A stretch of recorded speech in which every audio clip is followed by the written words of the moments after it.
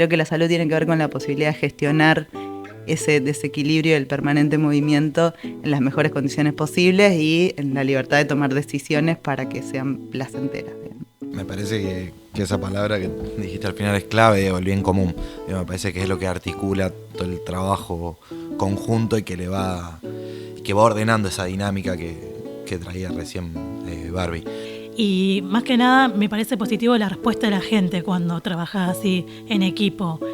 Y a mí yo siempre cuando pregunto a la posta también lo que digo es que es como una gran familia.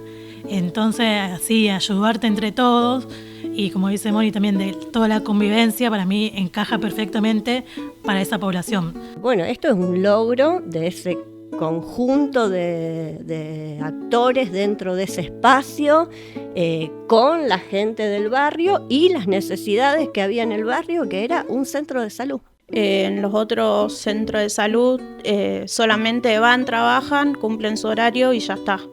En cambio acá en la posta se preocupan por tu bienestar y eso es lo que hace también que funcione de otra manera. Mi nombre es Rodrigo Carubini y les doy la bienvenida al tercer episodio de Voces por la Salud, un podcast sobre la posta sanitaria Ramón Carrillo. Esta producción busca abrir conversaciones profundas y necesarias sobre la salud como construcción colectiva, atravesada por las condiciones de vida, el ambiente, la sexualidad, el acceso a derechos y el conocimiento. En esta oportunidad conversamos sobre cuidados, sexualidades y salud junto a una agente sanitaria, una psicóloga, un trabajador del centro de día, una referente barrial y una tocoginecóloga. Hablamos de sexualidad, de algunas de sus características o de dificultades que se presentan al charlar de este tema en el barrio La Ribera. Palabras como privacidad, intimidad, lo que es privado pero que a veces se transforma en lo público. Hablamos de cuidar al otro. ¿Qué es cuidarnos? Pregunto yo ahora. ¿Qué es cuidarse para cada uno o cada una de ustedes? Hay muchos tipos de cuidados y formas de cuidarse. Como estábamos hablando hace un rato, le estaba diciendo a las chicas, cuidar al otro es fácil, pero cuidarte a uno mismo es difícil. Creería yo que para cuidar a otro tenemos que estar bien nosotros.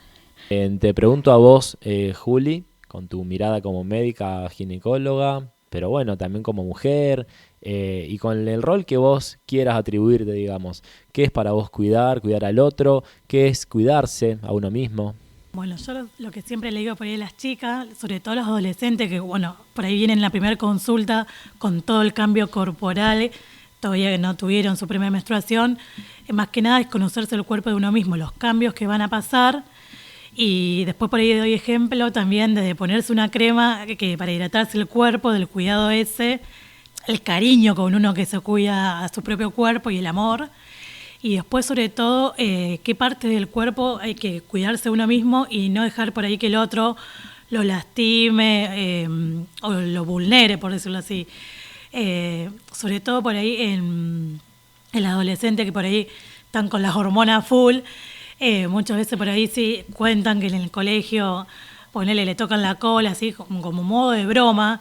Entonces también es importante cuándo poner un límite y decir que no, que o sea, el cuerpo lo puede acariciar uno, ¿no? Con su consentimiento puede intervenir un otro u otra, pero bueno, explico mucho eso. Y para mí el cuidado, coincido por ahí con Flor, que a veces no lo hago todos los días, pero bueno, empiezo de lavarme los dientes, ponerme cremas, y con respecto a la parte ginecológica, hacer los controles pertinentes, ginecológico para prevenir cualquier tipo de enfermedad. Más que nada sería aislado de la promoción de la salud para prevenir enfermedades. Hoy en día la enfermedad de transmisión sexual está la sífilis, que hizo un rebrote, y que siempre lo charlo, el uso del preservativo, que es lo único que previene las enfermedades de transmisión sexual y aparte el embarazo. Que me encuentro con una población de que no lo usa por un montón de mitos y que es difícil como que el hombre se ponga el preservativo. Entonces por ahí cuando le digo, chicas, llévenle ustedes la cartera, que no les des vergüenza eso, porque es parte también de su cuidado. Ahí hablaría más que nada de parte de la enfermedad de transmisión sexual. Y que le digo, si vos no te cuidás, nadie te va a cuidar. El otro no te va a cuidar porque el otro por ahí no le importa, está con vos, no se cuida con vos, está con otra. Y así es como muchas veces se me dificulta en la práctica, cuando hace el tratamiento uno, en el caso de la sífilis, buscar a la pareja, porque tienen múltiples parejas, entonces no sabés quién lo contagió, ese otro sigue contagiando, entonces se hace como una cadena que por ahí se dificulta bastante en el tratamiento más que nada y la prevención para otros también. Moni, a vos, en tu caso como referente de amas de casa, ¿qué tipo de definición podrías dar sobre lo que es cuidar, sobre lo que es cuidarse? ¿Acordás o estás de acuerdo, digamos, con esto que plantea Juli también desde su perspectiva de lo que es cuidar? En referencia a los cuidados en general, desde el cuidado personal hasta el cuidado con el otro, con la otra, por lo general siempre con lo que tenemos cercano, que es la familia.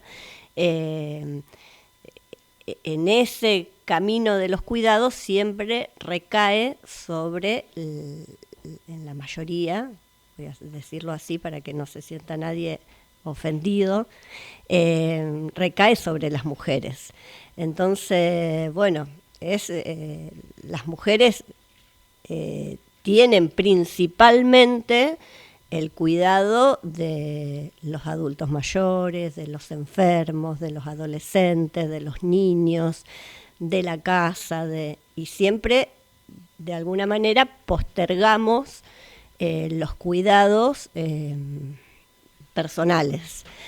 En esto poder charlarlo, a mí por lo menos haber conocido esta organización de mujeres, haber conocido los encuentros nacionales de mujeres, poder encontrar un espacio donde hablar con otras, poder intercambiar qué es lo que nos pasaba, cómo eran las vivencias de cada una de nosotras, me fue permitiendo encontrar o ir dándome cuenta de que algunas cosas no estaban piola, no estaban bien y que en realidad se podían cambiar, se podían transformar, que cuesta. Yo recién, ahí cuando hicimos recién un pequeño cortecito, le contaba que esto de los mandatos lo tenemos tan... o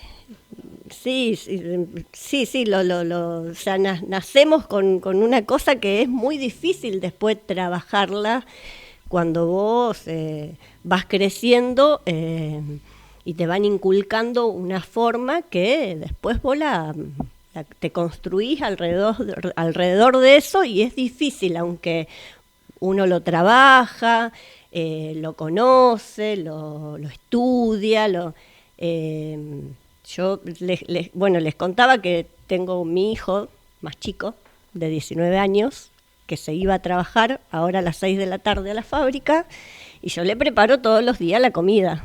Y hoy le mandé un mensaje y le dije: hijo, andate a Paladar y cómprate algo porque no llego. Y me queda esa sensación como de una pequeña culpa de que va a comer una salchicha o una hamburguesa. Y bueno, y soy una mujer de 51 años que hace 25 años que transita el movimiento de mujeres y mastica todas estas cosas y la discute con otras. Y sin embargo, hay una partecita mía que tiene que ver con los vínculos más cercanos y con este rol de ser madre, que es difícil de transformar. Y también decía que es esto que yo siento ahora, en estos últimos 15 años, 20 años, de la mano del movimiento de mujeres, ha ido transformándose, y que hay otras mujeres que lo pueden transitar en este momento de otra manera, que no es a lo mejor la misma en la que lo transité yo cuando transité mi adolescencia. Entonces eso está buenísimo, pero que lleva mucho tiempo.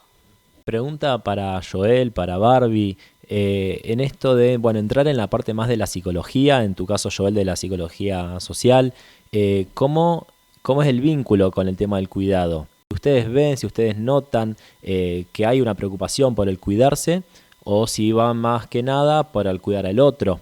¿Cómo lo ven a esto ustedes? Primero que se me viene a la cabeza que el cuidar a otro en este contexto, en este sistema puntualmente, es como muy complejo, digamos. Es una tarea difícil. A mí me resonaba esto, bueno, muchos de los que estamos en esta mesa, muchos de los compañeros y compañeras con las que transito, tienen, pareciera, esa... No sé cómo decirlo, digo, pero no es un instinto, pero bueno, esa necesidad de cuidado, esa capacidad de cuidado, si se quiere, y me parece que está cada vez más difícil poder desarrollar esa actitud en un mundo donde la rivalidad con el otro, la competencia es permanentemente estimulada, digamos, desde los gobiernos, desde el mercado y demás.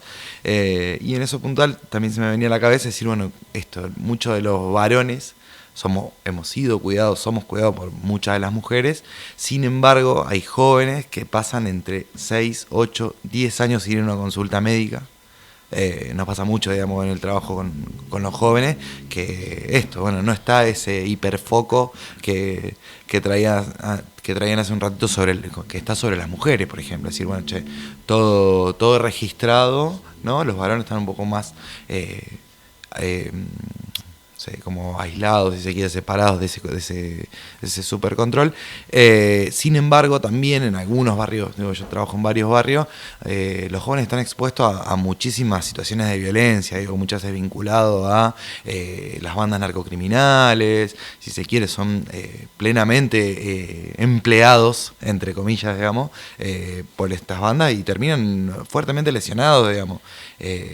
Eso, mucho también aparece mucho entre los jóvenes, son varios temas los que estoy tirando, pero también las autolesiones entre los jóvenes también son emergentes que empiezan a aparecer y que necesitan de esta atención, de esta capacidad de cuidado para con los otros. Nosotros en el camino creo que vamos haciendo lo que podemos, pero muchas veces más veloz la agresividad hacia adentro y hacia afuera por parte de los jóvenes, y me parece que es un desafío que tenemos por delante. No sé qué piensan los demás, pero... Pensaba escuchándoles que vamos arribando a una cuestión que es como muy complicada de comprender y que yo vivo pensando, que me parece que hay que traer acá. No, en la psicología de una persona, de todos nosotros, de las comunidades, no siempre apuntamos a lo que supuestamente está bien hacer, o al bienestar, o a lo que mejor nos haría. Esto es complicado, porque bueno, esto de que Freud haya descubierto que hay un inconsciente, que tenemos conflictos internos, donde por ahí queremos hacer una cosa que no nos haría tan bien, o que perjudicaría nuestra salud, o perjudicaría a alguien, es conflictivo el cuidado, no es tan lineal. Hay algo que nos hace bien, hay algo que nos hace mal, y entonces, ¿por qué haces lo que te hace mal? Eso es algo que es difícil de resolver, y que esto de, bueno, si no me cuido yo y no estoy bien yo, no puedo cuidar al otro. Entonces, pero ¿por qué fumás un pucho? O te acostás tan tarde mirando el celular. Porque el ser humano tiene que resolver todo el tiempo, o el yo, si me pongo así como muy teórica, pero sí sirve, tiene que resolver todo el tiempo conflictos internos, que es, o obedezco a lo que me pide la sociedad, o a lo que mis impulsos internos me piden, o a lo que mi mamá pretende, o a lo que... No es tan lineal lo que está bueno para mí o lo que está bueno para el otro, por más que así lo proponga a veces la cultura o la moral. Entonces, por eso es tan conflictivo, tan difícil decir qué es cuidarse o qué es lo cuidadoso para ciertas cosas. Entonces, bueno, por ejemplo, mis pacientes muy frecuentemente dicen, no, sobre todo mujeres, pero ahora también muchos varones y muchos adolescentes, me quiero cuidar esta primavera, y se están refiriendo a hacer dieta, por ejemplo. Eso está bueno para algunas cosas, para otras no, puede haber trastornos alimentarios. Al no ser tan lineal, en realidad, bueno, tenemos que empezar a pensar en términos de acompañamiento de procesos, de empezar a preguntarnos qué es lo que está complicado en la vida de esa persona que está ahí, como entre 2 o 3 opciones de qué hago. Bueno, pero me siento, esto que decía Moni hace un rato, yo sé lo que está bien según el feminismo, según lo que sería justo.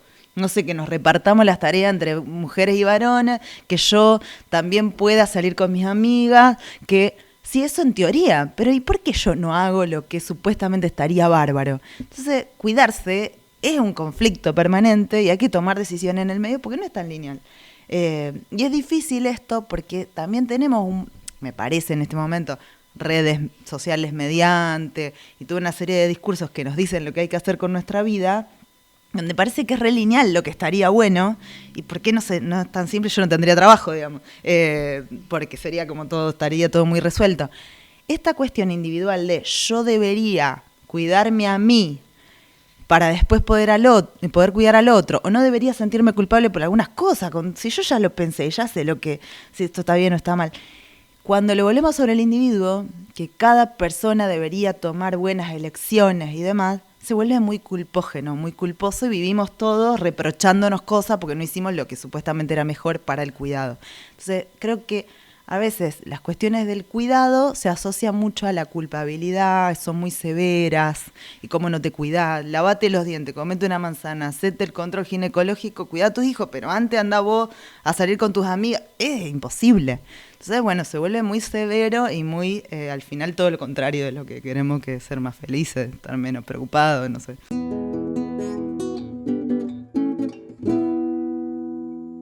En cuanto a esto que vos mencionabas, Bárbara, y también algo que antes hablaba Joel, y creo que todas de ustedes han ido charlando un poquito, entra lo que está impuesto, lo que socialmente está impuesto, y mucho, creo yo al menos, tiene que ver con la cuestión del género. Antes, en la otra parte, hablábamos del tema de la masculinidad. Y bueno, ¿qué es lo que está relacionado a eso? ¿Qué está relacionado al rol de la mujer en una sociedad, en un barrio, en una casa, en una familia? Entonces pregunto, ¿qué creen ustedes que quizás ha ido cambiando en este tiempo o que no, o que todavía debería cambiar en cuanto a estas cuestiones de género? No, yo creo que lo que ha ido cambiando es que se ha puesto en discusión lo de los roles. Entonces, en eso hay como una participación, se puede decir, de los varones más en parejas jóvenes, ¿no? Un promedio de pibes entre 20 y 30 años, 30 y pico de años, en los que los roles han ido cambiando en relación a que se ha ido poniendo socialmente en discusión. Mientras eso no pasaba, los roles, mientras vos no modificás o no discutís o no ponés sobre la mesa, cuáles son las cosas que hay que cambiar o cómo, las cosas siguen su rumbo. Yo creo que en eso por lo menos se ve, o yo lo veo, por lo menos en parejas jóvenes, donde el cuidado de los hijos, de la casa, más en parejas donde los dos a lo mejor están trabajando fuera, está más socializado. Cosa que en generaciones más como las mías estaban más marcada el rol de la mujer en el cuidado doméstico, las tareas domésticas, el cuidado de los niños, todo esto que ya conocemos. Si eso se va a mantener así, no sé, porque tiene que ver con eso, con cómo se discute socialmente cuáles son los roles que cada uno tiene que tener en esta sociedad. Pero eso es lo que por lo menos veo en algunas, de algunos varones con mayor participación en algunas cuestiones que históricamente han sido roles designados a las mujeres. Juli, en tu caso, vos en una consulta médica, ¿no? Ahí en la posta sanitaria o en donde también vos ejerzas tu profesión. ¿Cómo ves este tema de la cuestión del género? ¿Te ha tocado quizás alguna vez atender a algún paciente, alguna paciente que haya transicionado? ¿Qué dificultades crees que hay en cuanto a estos procesos? Como con respecto a la consulta, en lo que veo, sí, por ahí muchas mujeres que no tienen pareja, que tuvieron hijos solas por decisión o porque tenían su pareja y se separaron, entonces ella lo que siempre viene a la consulta, sobre todo, bueno, a buscar métodos anticonceptivos después del nacimiento de sus hijos, es que se encuentran haciendo todas las tareas ella sola. Lavar, cocinar, trabajar y todo, y con un hijo. Entonces por ahí como que faltaría, como decía Moni, por ahí el tema de dividir las cosas y hacer todo conjuntamente ambos. Y yo lo quería aportar, por ejemplo, en mi caso, mis hermanas y mi hermano, que son jóvenes, ellos tienen sí inculcado mucho que hacen las tareas los dos por igual. Cuidan a sus hijos los dos por igual, trabajan los dos 8 horas y cocinan también ambos conjuntamente. Uno lava los platos, otro cocina y se van cambiando así en los días de la semana, y también lava la ropa. Y al contrario que mi mamá, por ahí, de otra generación, como que le llama la atención eso, porque antes era las mujeres cocinaban, se quedaban en la casa con su hijo al cuidado y el hombre que salía a trabajar. Entonces yo apoyo eso, entonces es como un choque ahí cultural de que mi mamá no entiende cómo se viven las cosas y ellos están felices así y llegaron con un diálogo y todo y respeto a conciliar así, todos hacen todo, los dos, por igual, no hay una diferencia. Y después con respecto a pacientes, no me tocaron pacientes que tuvieron que transicionar o no. Sí, lo que hoy en día se ve, por lástima, muchas mujeres solas. Pero después, por lo general, no. Y lo que sí viene mucho a la consulta, con amigas o con madre e hija, acompañando ese embarazo, como que noto que falta el rol masculino de la consulta, en embarazada sobre todo. Que no sé si porque están trabajando realmente, y volvemos a lo mismo, la mujer es la que se encarga de los 9 meses del embarazo, de ir a los controles, a ecografía, laboratorio, todo como que lo hacen solas. No es que viene a traerme un laboratorio el hombre, ponele, que mira, no puedo venir, cosas así, como que está todavía el rol, sobre todo en la maternidad, de eso, de controlarse el embarazo la mujer, como que no noto mucha participación, en el caso que haya, ¿no?, participación del hombre. Tengo 3 hijos varones y 2 nietos varones, o sea, estoy rodeada de varones. Y yo remarcaba esto porque yo incluso en esto que decía Juli, a mí a veces me cae como chocante cuando yo veo a esa pareja, que además yo convivo con ellos, que es mi hijo de 30 años, con su pareja, y que comparten el cuidado de los chicos. Y yo veo a un hombre de 30 años, que además crié yo, que sabe cuánta medicación toma su pibe, tanto el de 3 años como el de 6, sabe quiénes son sus médicos de cabecera, sabe dónde llevarlo a una urgencia, sabe dónde tiene la ropa, sabe qué tarea tiene que hacer. O sea, cosas que yo no viví con el papá de ellos, y que tampoco lo viví con mi propio padre. O sea que hay algunas cosas que se pueden decir han ido transformándose para bien, que pasa en muchos varones, que hay que seguir profundizando, que hay que seguir discutiéndolo, que hay que seguir poniendo sobre la mesa la discusión de los cuidados y cómo es esto de compartir mutuamente, todo, porque es la única manera de poder transformarlo. Si no, es muy difícil.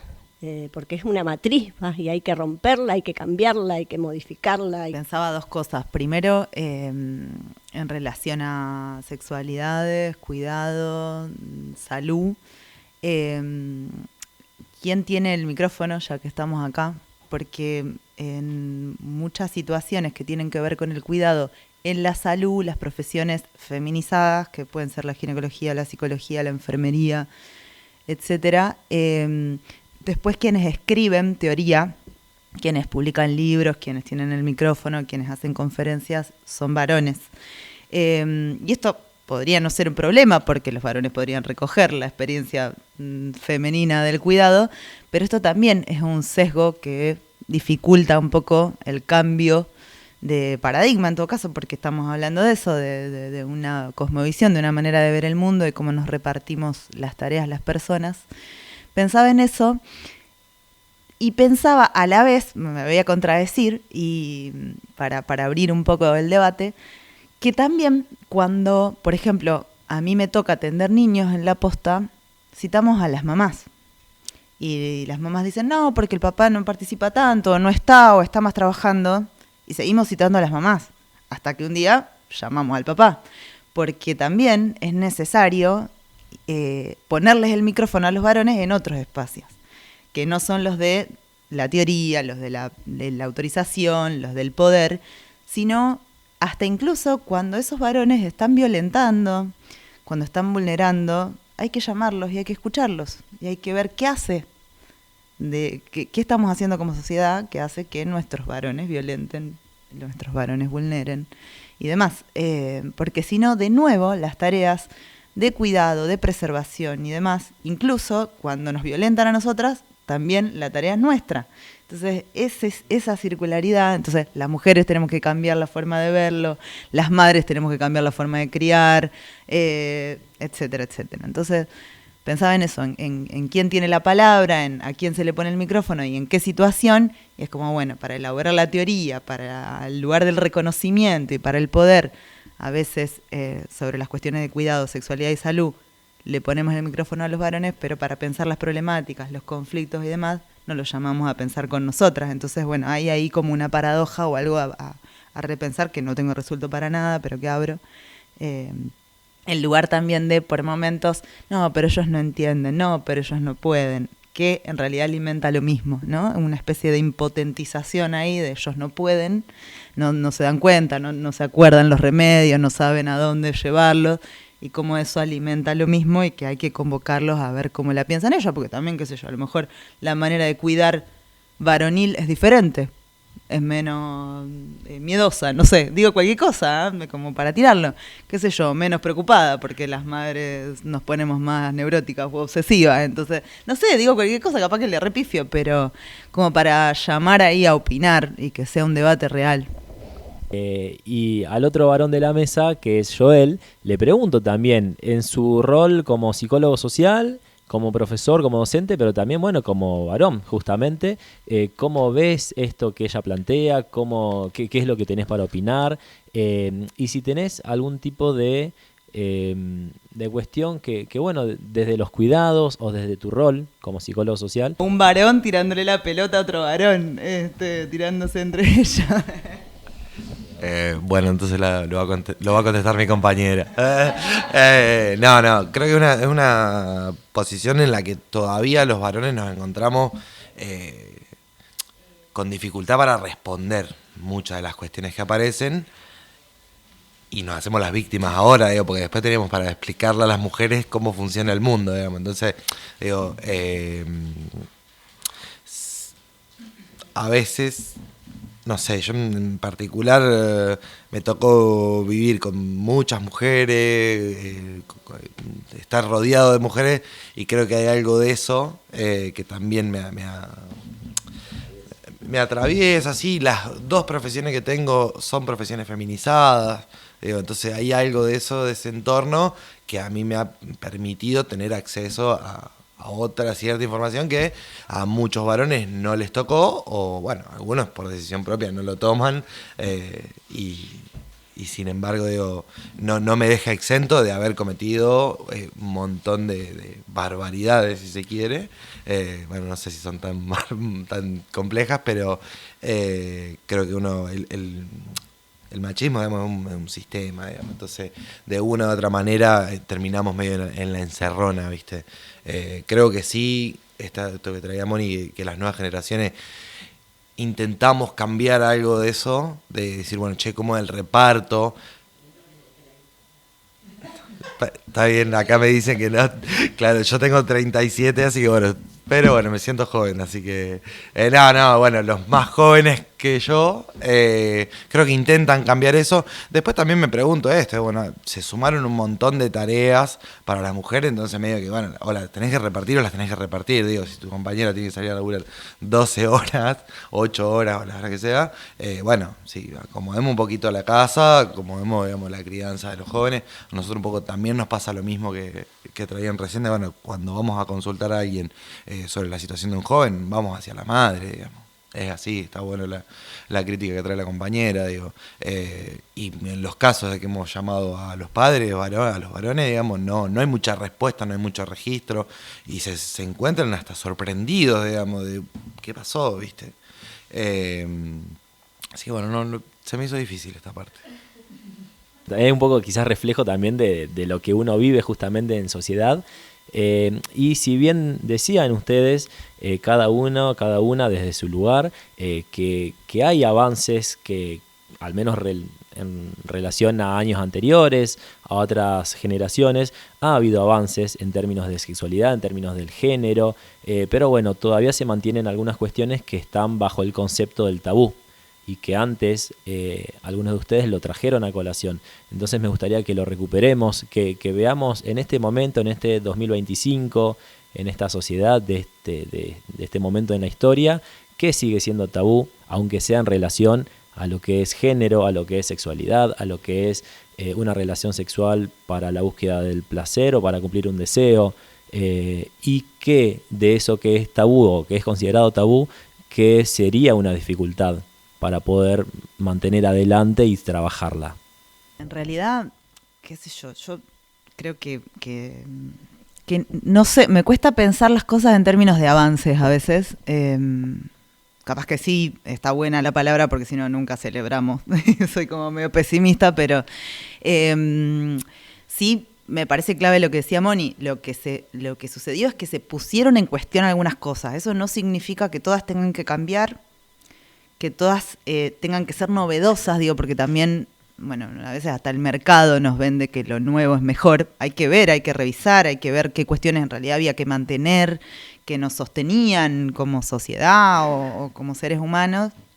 Sí me parece que hay que separar en esto que venimos trayendo de la privacidad y de la intimidad, tabú de aquello que es difícil de encarar, de aquello que es doloroso, de aquello que es vergonzoso, que es pudoroso y que tiene que ser así, porque no todo hay que ponerlo en palabra, porque no todo hay que explicarlo, porque no tampoco ante cualquiera, ni en todas las situaciones. Sí me parece que lo que nos sigue costando encarar no es ni el placer, o sea, el placer es difícil, pero en realidad porque a veces es vergonzoso, es pudoroso y está bien que así sea, porque eso preserva toda una serie de cuestiones. La violencia es lo que más nos cuesta abordar, digamos. Es muy difícil porque pone a los sujetos en un lugar o culposo o victimizante. Son las violencias de las distintas formas. Eso me parece como lo más abarcativo a pensar, porque nos seguimos preguntando cómo hacerlo. Probamos varias maneras, me parece, desde cancelar a alguien, escracharlo, decir tal no tiene que estar en ningún lado porque es un violento, o tal persona sufrió violencia, entonces la tenemos que poner entre algodones y después decir no, pero la dejamos en un lugar medio de víctima, o la inhabilitamos, entonces ¿qué hacemos?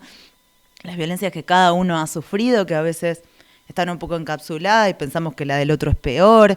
Digo, encarar la forma violenta que a veces adquieren los vínculos, que antes traía un poco Joel, sigue siendo algo dificultoso y por ahí no deje de serlo, digamos. Pero no sé si es tabú, pero sí es muy delicado y no es posible encararlo con consignas, panfletos o cosas que estaría bien decir.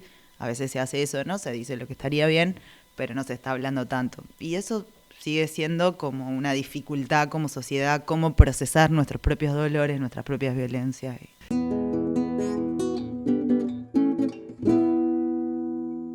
Al caminar las calles del barrio, al transitar en las casas de amas de casa, pregunto, ¿Cómo es la forma de encarar, o hay alguna forma, algún secreto al momento de encarar esta cuestión de las violencias? Quizás de alguna manera abrirse paso por la privacidad, incorporarse al espacio de eso íntimo y de lo privado que quizás cueste. Digo, ¿hay alguna manera, Mónica, Flor? Bueno, también puede ir para vos la pregunta, Julia. En realidad creo que para todos, pueden desde cada uno de sus lugares encontrar la manera, si es que la hay, de justamente romper con esa barrera de lo privado y meterse siempre con un respeto y con un fundamento en lo más íntimo de cada persona, pero bueno, sí tiene que ver con el tema de la violencia. Primero que todo es entrar en confianza con la persona, a ver hasta dónde nos van a contar o hasta dónde llega la confianza de la persona. Creo yo que la violencia, uno dice siempre la violencia viene de casa, pero no. Hay veces que uno como persona elige ser violento o ser como son, porque veo en casos que son violentos, pero la familia intentan que no lo sea y no hay herramientas para que eso se cambie o sea de otra forma. Creo yo que siempre le dan el rol, ahí está, entramos de nuevo, a la mujer. Y no solamente de la mujer, sino también parte de los hombres también, porque ayuda bastante. Tal vez esto de la agresividad también es capaz que porque no está la figura paterna en un decir, que en muchos casos no pasó, pero también es de que cuando el hombre aparece ya es tarde. Entonces eso es algo que va constantemente creciendo y que no hay herramientas como para que esto se termine, sería. Siempre queda ahí y no solamente escuchando y acompañando. Otra cosa no se puede hacer, porque si uno como persona no lo quiere cambiar, es difícil que otro te diga tenés que cambiarlo. Lo de las violencias, yo podría más específicamente contar un poco en relación a la violencia que sufren las mujeres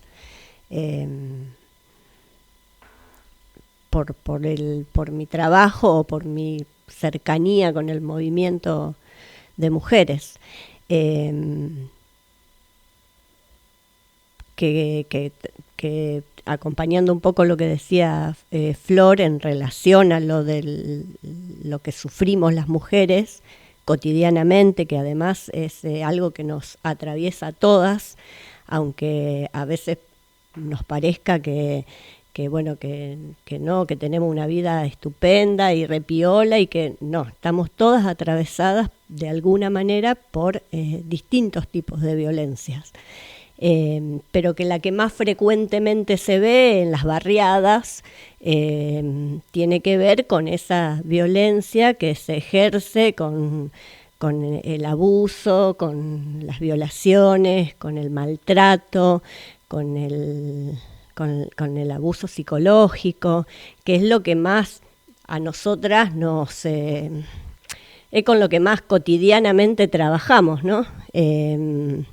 Y que bueno, que es difícil de abordar, como decía Flor, que es muy difícil la llegada a cada una de esas mujeres, que a veces solo alcanza acompañar, que muchas veces muchas llegan al final de sus días sufriendo violencia porque no pueden salir de ese círculo.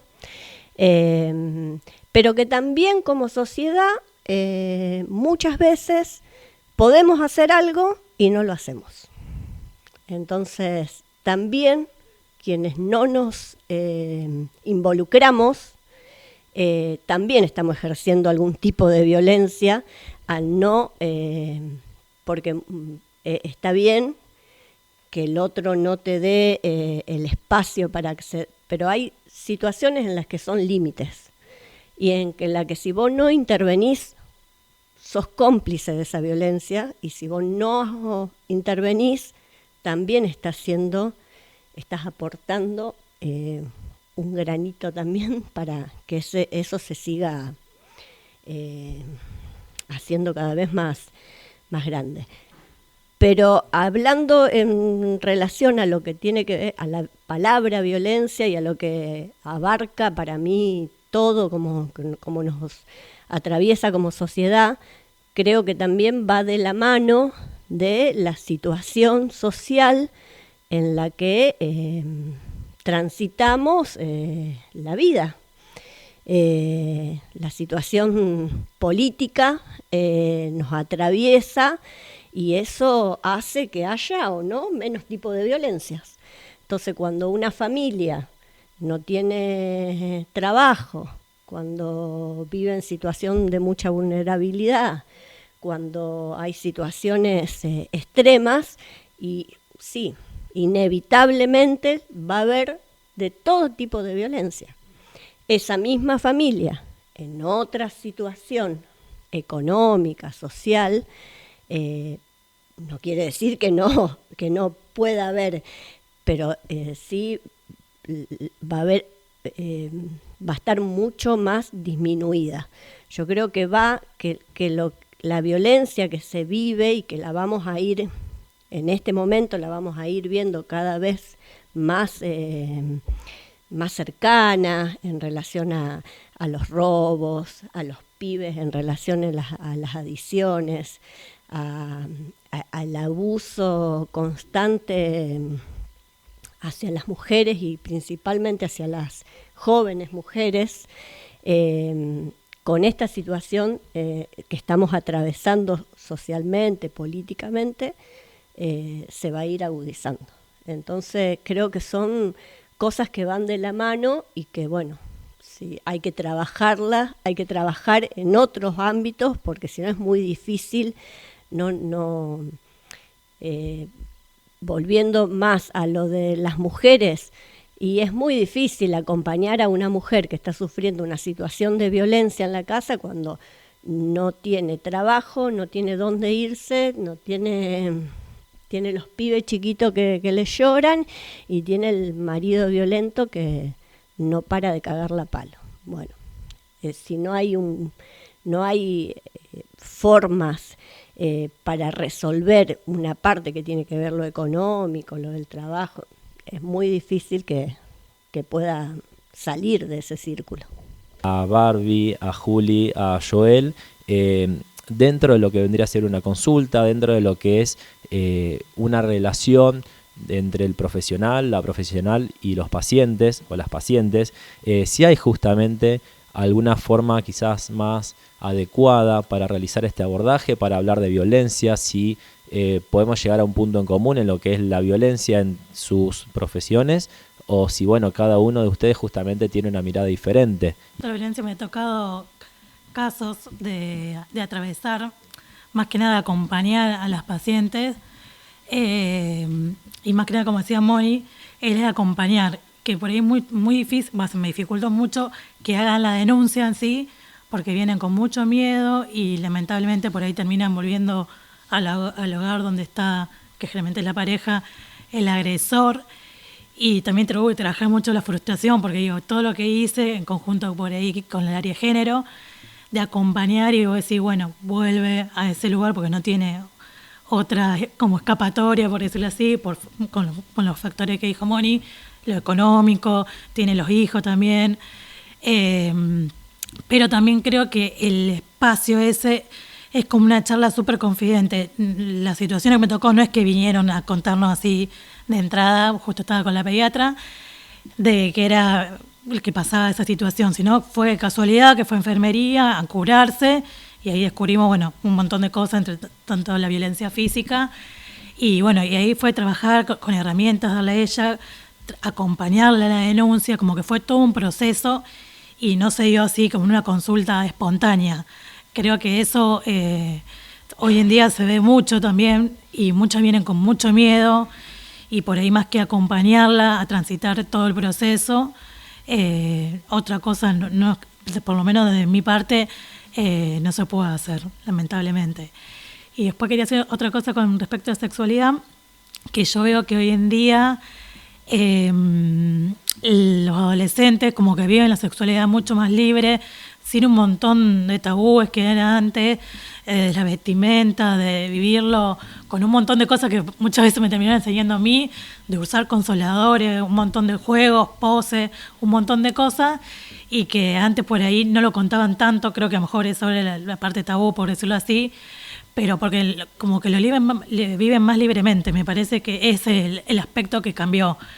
Antes por ahí están como más reprimidos por todos los mandatos, obviamente. Entonces noto esa diferencia. No sé si es un tabú o no, pero me parece súper valioso y apoyo a que vivan las sexualidades libremente y sin prejuicios. O la mayoría de veces sin prejuicios. Bueno, yo me quedo pensando en cómo abordamos las diferentes situaciones de violencia. Me parece que ahí hay que separar algunas como de gravedad si se quiere y otras un poco más leve entre comillas. No sé, nos pasa a veces que jóvenes están en una relación y traen evidencias de una violencia psicológica, si se quiere, a veces física también, aparecen. Mayormente lo que nosotros hacemos es derivar, ¿sí? No es que lo abordamos nosotros directamente, sino lo derivamos al área correspondiente, si se quiere. Sí, yo definiría lo nuestro como, esto es un espacio de una primera escucha.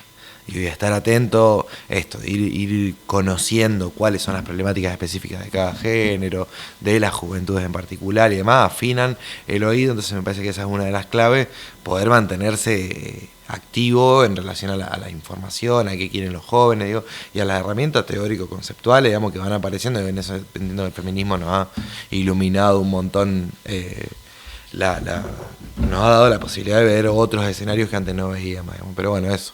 Principalmente, me parece que nosotros tenemos ese rol de una primera escucha y después una derivación, ¿sí? Y después me parece algo fundamental poder hacer el seguimiento de esas situaciones, porque no es que, derivás y te separas totalmente de la situación, sino que tener el seguimiento de esas situaciones son clave, Estoy de acuerdo con mis compañeros, me parece que no es casual que Juli traiga violencia y placer al mismo tiempo, porque realmente la posibilidad de salir de situaciones dolorosas tiene que ver con volver a enganchar a la vida desde alguna situación placentera, tenga que ver con lo sexual o tenga que ver con lo deseante en general.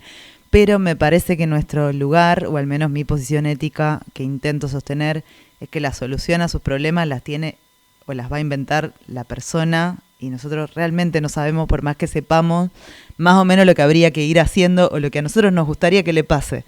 Después la persona es la que en última instancia tiene la autonomía, y es la autonomía del paciente, y es algo que éticamente hay que recuperar, porque a veces con la sobreintervención olvidamos, y es que nosotros cuando acompañamos no es que hacemos poco, sino que estamos preservando esa distancia con el otro, que lo mantiene en el lugar de sujeto de derecho y no de un objeto de intervención que nosotros ponemos donde nosotros queremos.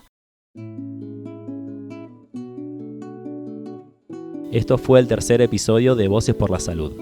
Nos encontramos la próxima para hablar sobre la posta sanitaria Ramón Carrillo en el barrio La Ribera. La producción de este podcast cuenta con el apoyo y financiamiento del programa provincial Eureka, promovido por el Ministerio de Igualdad y Desarrollo Humano de la provincia de Santa Fe.